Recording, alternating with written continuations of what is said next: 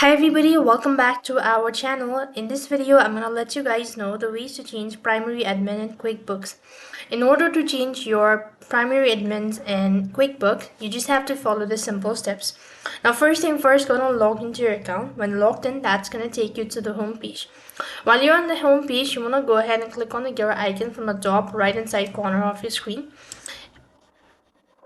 As you click on the gear icon, then you could see this sort of page here. Go ahead and click on Manage User. Once you click on Manage User, you could see all of these sort of page. So you could see this sort of page. Here you want to go ahead and click on Add User. Once you click on Add User, next thing you want to do is go and select the role and then mention in their first name, last name, their email address, and click on Send Invitation.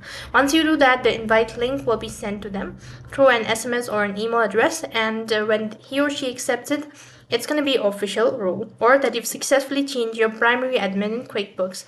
That's all for this video. I hope the video was helpful. Make sure to like, share, and subscribe to our channel. Thank you for watching. See you in the next video.